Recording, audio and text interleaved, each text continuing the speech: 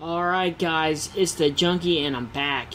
Up for another part. I believe this is part 6 for Ask the Junkie a Question. 1 year anniversary. I'm sorry guys, this is taking me so long to get this series done, but work and life and just everything in general.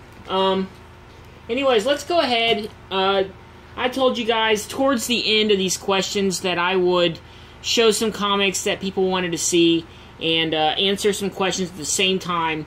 So, but first I want to show you what I got in the mail today is Dead World number 10. I got it out of the bag. I got it out of the Mylar because I wanted to show you guys something. This book here is pretty pricey. I got it for $25. It's not, you know, it's got some issues to it. A little dinged up on the sides there.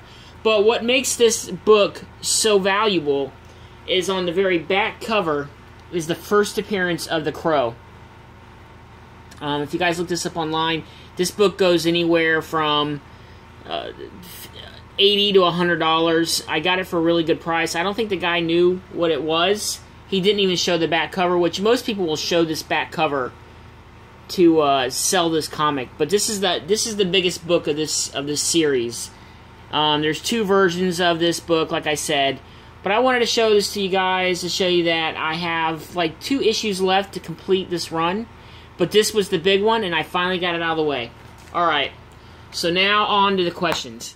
Comic-aholic wanted me to show my Harley Quinn collection.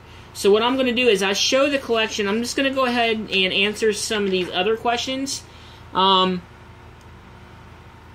I have other Harley Quinn books that are buried somewhere, but this is a good portion of the box that I keep them in. But up first, let's go ahead and I'll just thumb through the books and I'll answer some questions. Alright. Of course, I have my 6 copies of Batman Eternal with Harley Quinn. I still can't get over this book, man. I love this fucking book. Chad Harden's coming to Tampa Comic Con, so I'm going to have him sign like 3 or 4 of them.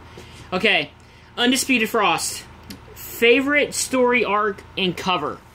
My favorite story arc is probably going to be Fall of the Mutants.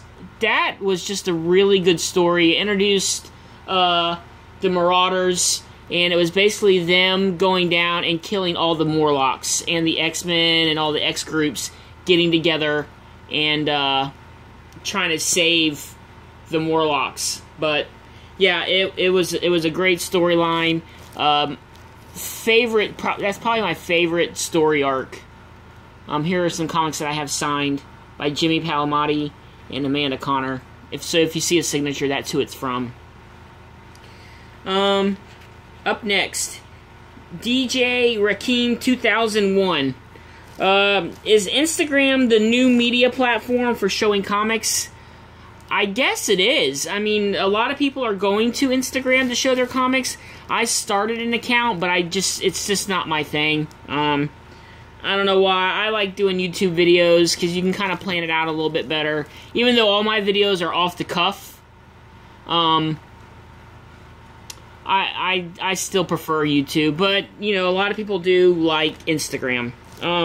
Do I think there is a comic book bubble and are eBay, movies, TV shows, variants helping it burst?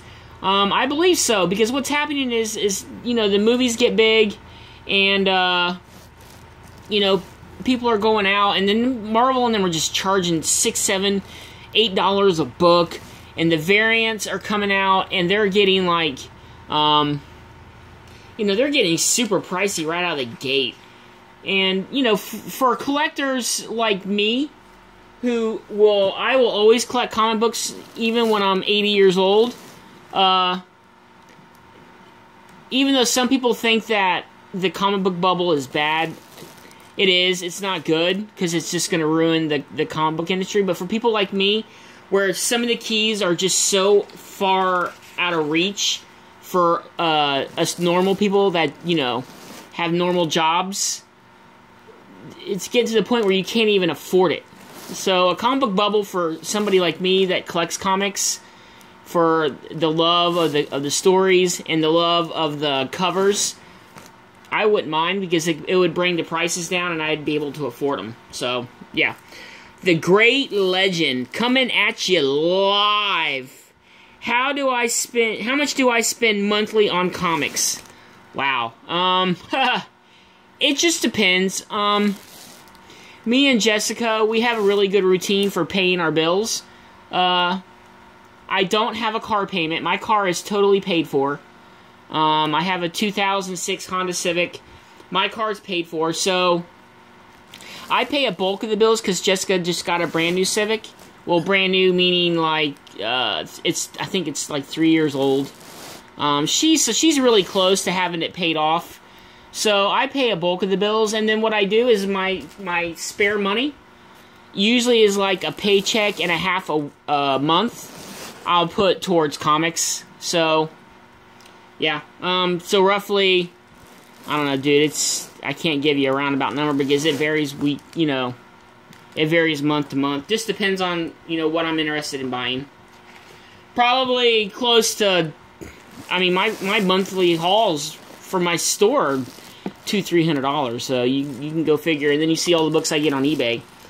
Jared Osborne asks, what page of original art would I want, not price motivated? Oh man, that would be tough. It would have to be probably something in Hulk 181. Probably like maybe one of the first panels that he gets, that he pops up in. That would be awesome, just to have it and frame it and have it on my wall.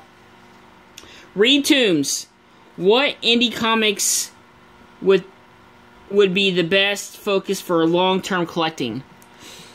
It's kind of tough because there's a lot of companies coming out now with newer companies coming out with very limited print runs. So I would say them. If you could get some books that are very limited on print runs, I would pick them up. But I don't even know if you can call Image indie anymore. But if you did call them indie, I would say probably Walking Dead. And my sleeper pick that I've been pushing for since the year I've been on YouTube would have to be Outcast. I really do feel that once that show hits, and it's on Cinemax, so it's going to be no holds barred. Kirkman's helping writing it, so you know how Kirkman is. And it's the horror genre, and I feel deep down inside that book is gonna just freaking blow up. But that's my opinion. Those would be the ones that I would pick. Some small press books that have limited print runs, and probably, if you consider Image still small press, I would say Outcast, and of course Walking Dead. But that's it, guys. I'm going to pick up with parts, I believe it's 7. I'll number it, but stay tuned. I still have more Harley books to show, and I will still answer some more of your questions. It's the Junkie. It's my 1-year anniversary late edition. So yeah, guys, stay tuned for part 7.